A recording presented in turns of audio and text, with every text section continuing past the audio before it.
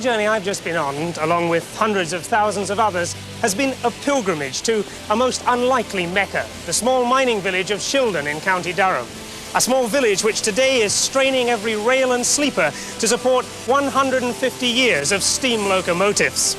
It was on a single day in September 1825 that Shildon became the birthplace of passenger railways. And on a single day, 150 years later, it's become a shrine to which the faithful are returning to celebrate and to worship the age of steam. Shildon's Steam Cavalcade, the greatest collection of steam power ever assembled, amidst the greatest number of steam people.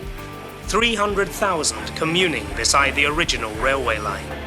And this is the steam engine that began it all, locomotion number 1.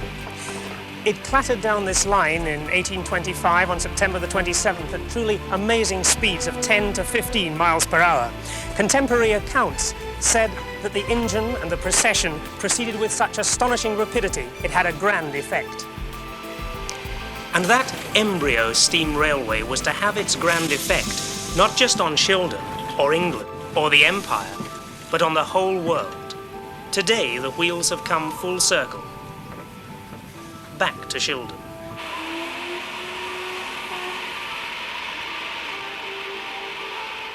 It's an awe-inspiring sight. No wonder men have faith in the days of steam. And men of faith more than most. Men like the Bishop of Wakefield, who actually has a steam engine named after him, the Eric Tracy. He's been called the patron bishop of railways. Well, so long as I'm not described as a patron saint of railways, I don't mind, but there's a tendency to hang labels on people, isn't there? I mean, it's just my interest, my hobby. I've enjoyed it, and I have an enormous number of friends in it. And we call each other lunatics, but we're a friendly lot of lunatics. We enjoy ourselves.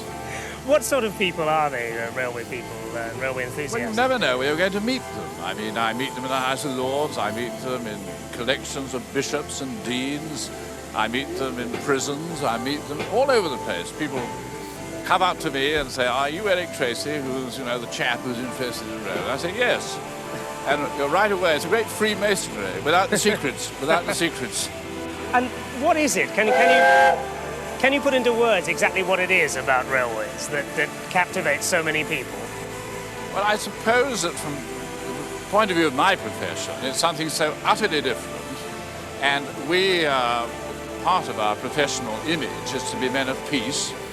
And although we're sometimes men with a reasonable amount of violence, we can see all the violence going on in the steam engine and transfer our urges to violence to the steam engine and go away having seen it, you see, and become men of peace again. So I think the thing I like best is the smell.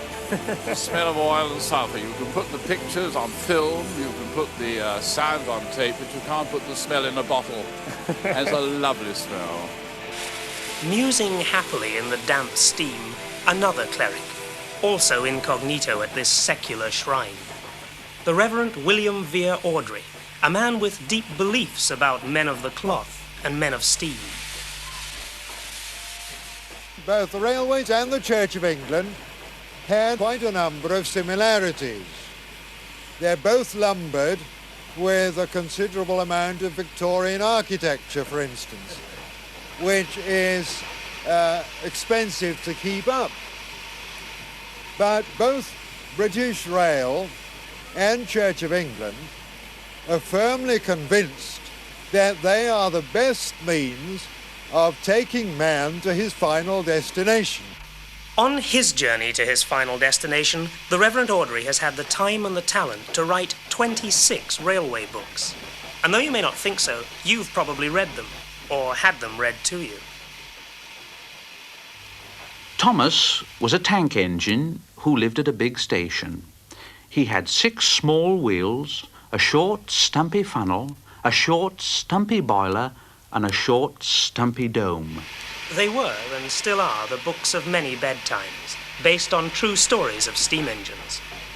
Given the fiction that a steam engine can express itself, as it undoubtedly does, except when it's in a siding with the fire drawn, he's always got something to say to you.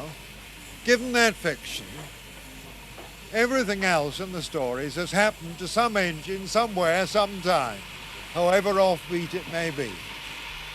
It is a festival of detail. If you don't know your 462s from your 040s, you're a dead man.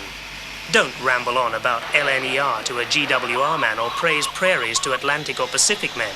You've just got to know your ash can from your emission valve.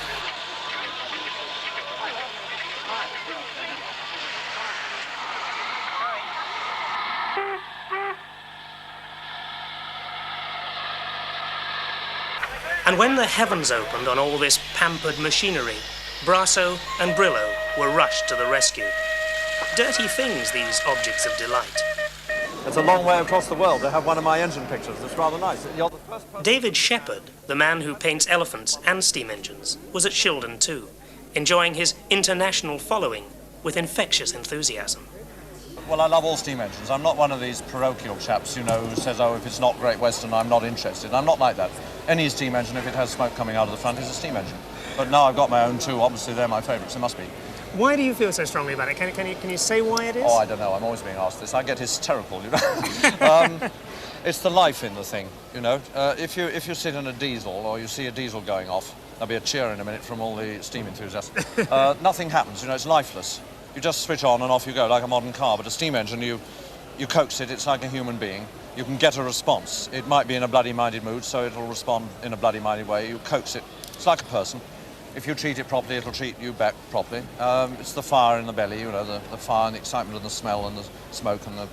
It's a living thing. Is this why it's caught on so much? Why today you can attract hundreds of thousands of people to an exhibition like this? Why you're going to have no question at all. If this was all diesels, there wouldn't be a stall here.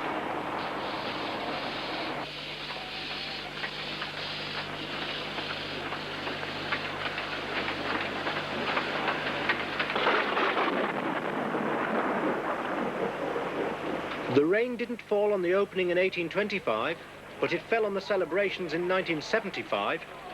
It must have kept the crowds down, but what matter a little rain if you've come from the other side of the world? Fenchurch will remain on for the whole of the afternoon unless anything happens. Water will be taken as usual through the fire department. Then the 060, which is at the far end of the actual operation as it stands at the moment, will bring the train back into the Shildon shuttle in the yard here. Will dispose of the engine. Shildon's Steam Cavalcade, the greatest collection of steam power ever assembled, amidst the greatest number of steam people. 300,000 communing beside the original railway line. A colourful, keen, eccentric, fanatical crowd.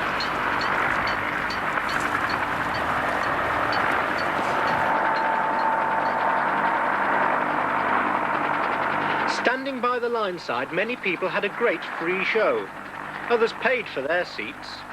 There were no grandstands in 1825, but if there were, would they have been placed facing the sun?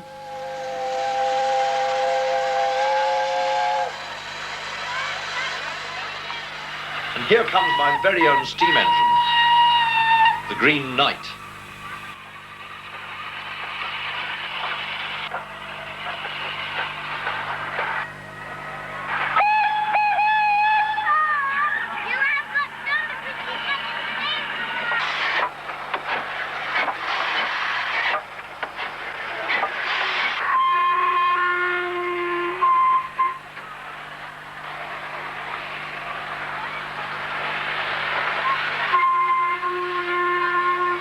The engines here were supposed to stay 2 minutes apart. But bunching did occur, and bunching was a problem on the Stockton and Darlington Railway when drivers stopped their trains on single-line stretches whilst they went to refresh themselves. There were reports of blockages of up to 3 hours duration, but nothing like that happened here. If it had, perhaps the drivers would have been fined a shilling like their 19th century forebears.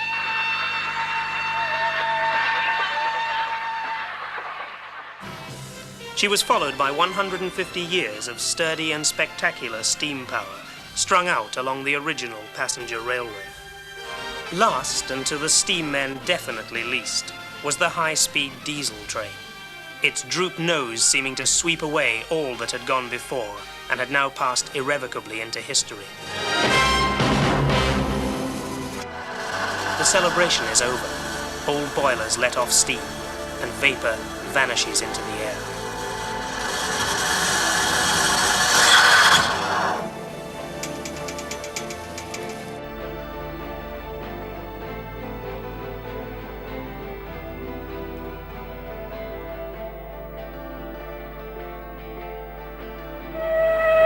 Watching all these marvellous locomotives, how I wish I could have ridden on every one of them.